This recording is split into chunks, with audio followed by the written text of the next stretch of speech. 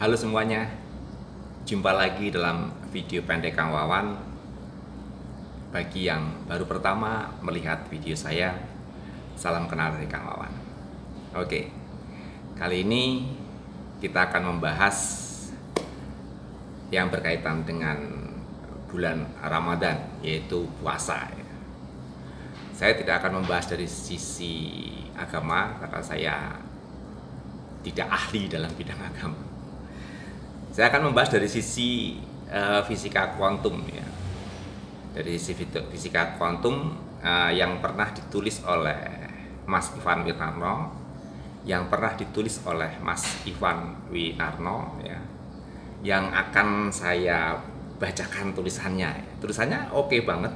Jadi saya rasa perlu untuk saya bagikan di video saya di channel YouTube. Oke. Jangan kemana-mana.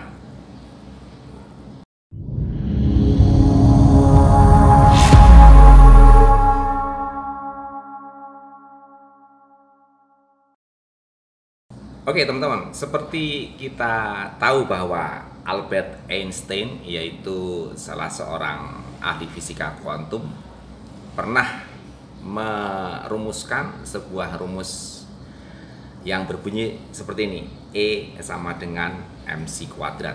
Ya, E sama dengan MC kuadrat. Itu adalah rumusan dari Albert Einstein yang fenomenal sekali. Dan apakah ada hubungannya dengan berpuasa? Kita bahas. Oke. Yang paling fenomenal dari Albert Einstein adalah E sama dengan MC kuadrat, di mana beliau menjelaskan sesederhana mungkin ya, yaitu E adalah energi yang diukur dalam satuan joule ya. 1 joule itu seberapa sih? 1 joule itu kalau kita punya lampu 100 watt memerlukan energi 100 joule untuk bisa menyala dalam 1 detik.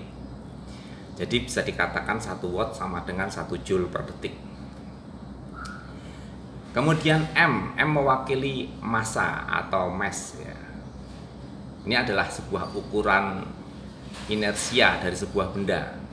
Kalau kita sederhanakan lagi, cara gampangnya adalah seberapa besar penolakan sebuah benda terhadap upaya yang mempercepat gerak benda itu ya. Kalau Mas Ivan mencontohkan dengan sedikit beranekdot. Contoh, seseorang yang gendut akan lebih susah didorong dibandingkan mobil. Ya begitulah, karena massa tidak sama dengan berat ya. Kalau berat itu adalah seberapa besar daya tarik yang dirasakan oleh sebuah benda. Ini berhubungan dengan gravitasi. Nah, contohnya begini, seorang astronot itu memiliki massa yang sama.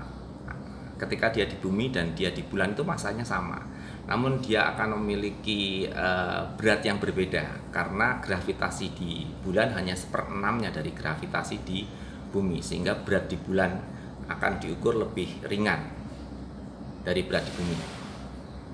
Kemudian C merupakan speed of light, yaitu kecepatan cahaya. C ini berasal dari bahasa Latin ya, yang berarti pesat. C mewakili celeritas ya, berarti pesat. Nah, seberapa besar sih C ini? Kecepatan cahaya adalah 300 juta meter per detik. 300 juta meter per detik. Oke. Jadi kita bisa bayangkan kalau kita naik sebuah kendaraan ya, yang kecepatannya adalah kecepatan cahaya, dalam waktu 1 detik saja kita sudah bisa mengelilingi bumi sebanyak 7 kali. Sangat cepat sekali ya. Oke, mari kita coba menyelesaikan persamaan ini, rumusan ini. Bila diketahui massa benda itu 1 kilogram saja, maka E sama dengan M kali C ya. Jadi 1 kilogram dikalikan 300 juta dikalikan 300 juta itu sama dengan 90 juta miliar Joule. Saya ngomongnya aja bingung. 90 juta miliar itu apa? Ada nggak sebutan kayak gitu? Kayaknya nggak ada. Namun bisa kita sederhanakan, hasilnya adalah 9 kali 10 pangkat 16 Joule. Jadi dari 1 kilogram massa sebuah benda dapat menghasilkan energi sebesar 9 kali 10 pangkat 16 Joule. Ini adalah energi yang besar sekali. Jadi kalau kita pakai untuk menyalakan lampu 100 watt gitu, dengan pendekatan 1 wattnya 1 Joule per detik, maka kita bisa menghitungnya dengan rumusan berikut dan ditemukan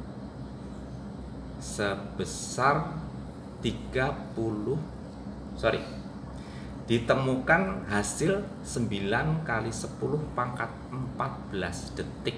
Wah, itu juga gede banget ya. Jadi per tahun kalau kita hitung 1 tahun itu 365 hari dikalikan 24 jam kalikan 60 menit kalikan 60 detik, ketemunya 31.557.600 detik. Sehingga benda yang bermassa 1 kg tadi dapat menyalakan lampu 100 watt selama 28.519.279 tahun. Lama banget kan?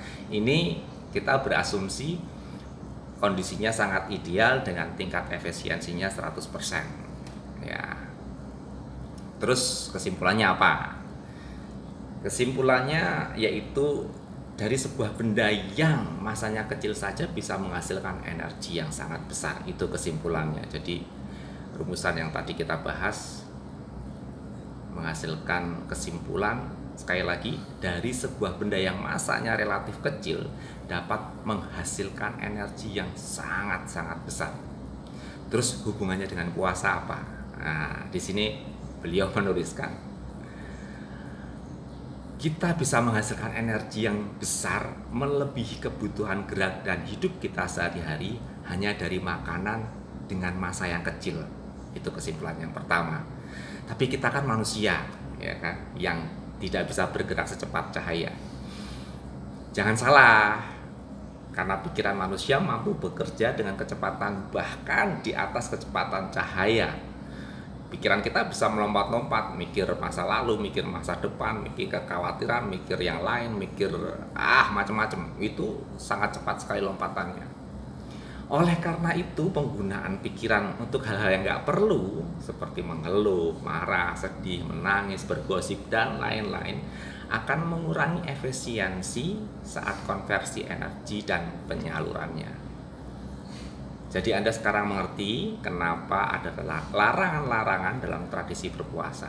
Larangan bergibah, larangan bergosip. Nggak boleh marah, nggak boleh mengeluh, karena itu efisiensinya sangat besar sekali. Sebaliknya, pikiran yang jernih dalam berpuasa akan meningkatkan efisiensi proses konversi energi dan penyalurannya. Dan tentunya Anda menjadi lebih paham kan kenapa ada ritual-ritual tertentu yang dianjurkan selama berpuasa. Jadi E sama dengan MC kuadrat itu punya hubungan erat dengan berpuasa.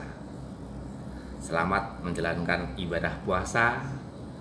Semoga Tuhan selalu memberkati kita semua.